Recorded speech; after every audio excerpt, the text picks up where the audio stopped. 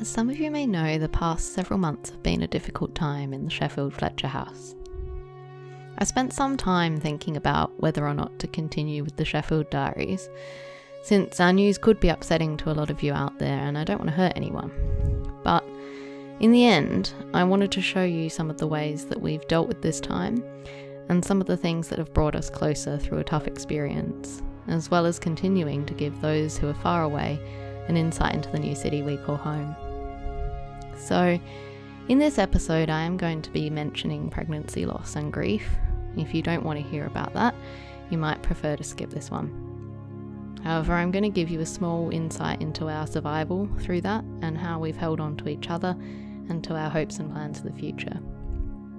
So if you can bear with the sad parts of this, I hope that you might find some helpful things as well for if you're ever enduring loss or just a difficult time in any way. Because loss and the cycle of life are part of what life is, and we all go through some form of these things in our lives.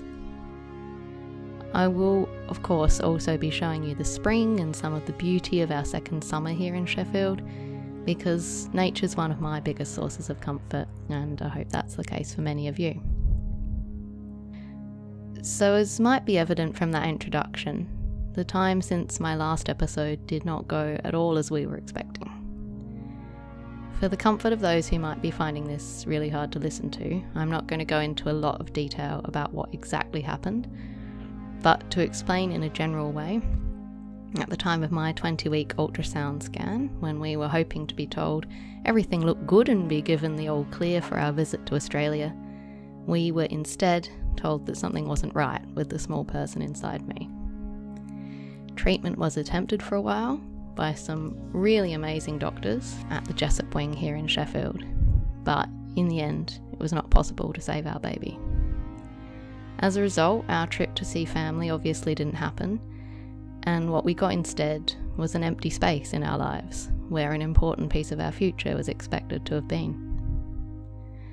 So, how do we put things back together around this empty space? As a creative person, producing art is something that I turn to make sense of whatever life throws at me.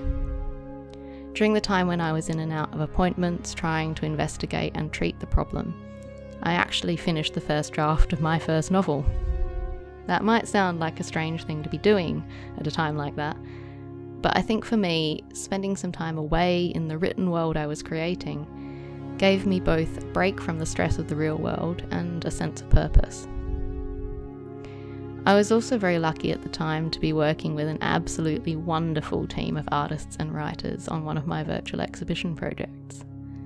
It might seem like a lot to have carried on with this project under the circumstances, but in this group we had people who were really unwell at the time and continued despite that. We had someone affected by the floods in Australia who lost all their materials and spaces and had to pull out, and they were then replaced by someone who'd just recently become a carer for a family member. And we had two artists who had family members in Ukraine and were waiting to see if their loved ones would safely make their way out of danger. All of these people carried on engaging with the project, showing enormous support and empathy for each other and also for me and what I was going through. And there was absolutely no way that I wasn't going to produce a completed exhibition for that team.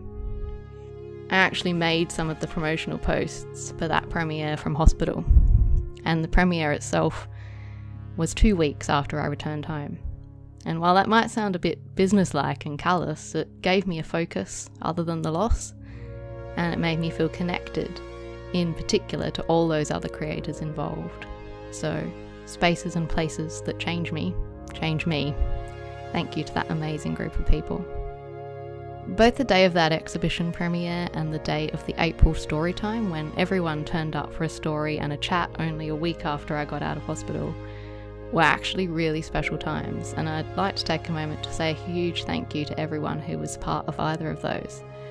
I wasn't particularly inclined to reach out to anyone other than Lloyd for support, but the sense of community that I felt from both storytime and the exhibition made me feel very cared for, so thank you. In the midst of everything, the UK natural world was doing what it does best and bursting into spring seasonal life. There was a very strong sense of how life in nature goes on and of that endless cycle. there was always beauty to be found outdoors. Lloyd and I set ourselves up a few holiday-at-home activities to do together to keep us connected and make sure that we didn't just sleep, ruminate and so on. One of those was to do a culinary journey through Europe, which we still haven't finished, but we've made meals from Portuguese, Spanish, Belgian and French recipes so far, and discovered some new favourite dishes in the process. We especially enjoy our vegan versions of Portuguese soup, caldo verde, and Spanish paella. We made little additions to our garden of pots in the courtyard, got ourselves some new board games to learn, and got a load of new books to read aloud to each other. You'll also see our cuddly toy rabbits in a lot of our pictures and video from this time. Lloyd has a strong affinity with rabbits, and we got a little family of toy rabbits, one to stay with our baby and one each to keep for comfort. The cuddly toys were actually really helpful to us, more than I would have expected. I think part of dealing with a hole left in your life by loss is not letting it stay empty. When we lose someone older, we store our memories of them in that space. And one of the reasons it's so difficult to lose a small person is because you never really got to know them. There aren't memories to put in that empty space, just imagined scenes that you were expecting to experience. So a big step in learning to live with this particular loss was making sure we would remember, and this person we've lost is acknowledged. We gave him his name, Archer. We wrote him a letter. We chose a place in the beautiful Riverland Valley to have our own kind of memorial and to think of as his place, which we can visit. The toy rabbits also represent Archer for us. We take them along to things when we want to have a sense of his presence. As I work on editing my novel, I return to the place we consider Archer's clearing and read my chapters aloud. I'm reading to my child and he's helping me improve my work. In late July, when his birthday should have been, the Australian family will join us here to commemorate him and to have some shared adventures. So slowly, things happen again. Lloyd's back at work that he loves, helping to make clean energy for the future. We've had picnics and walks with friends, and dog sat Little Pumpkin. We've been to Belfast for a bit of time just for us, and shown the rabbits the Giant's Causeway, the Guinness Storehouse, and the Ulster Folk Museum, which is a must-see if you're ever in Northern Ireland. Summer has the garden flourishing. We've done a gin-making course, and I'm at work on the next virtual art exhibition, the next story, and the next Sheffield chapter of starting to look for a house of our own. These new chapters don't mean that our Archer is forgotten. He changed us. He changed my skeleton and my DNA. He'll help us to know more about our future. He taught us to truly appreciate a lot of things, even just the small ones, like the song of birds in the woods where we go to be close to him. In a way, he made this place more like a home. Loss happened to us here, but we also found support from others, and a peaceful place for our thoughts and nature to come together. This place became somewhere where a major event in our lives took place. I hope this episode hasn't all been sad.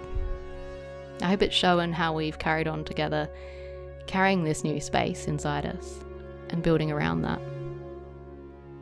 I'm not sure yet about continuing further with the Sheffield Diaries because August marks the end of our first year here. But I will think about documenting the experience of house hunting and some of the parts of Sheffield that we're yet to explore, which there are a few. For now, thank you for taking this journey with us, and I hope it's offered you something helpful, something human, something about what life is.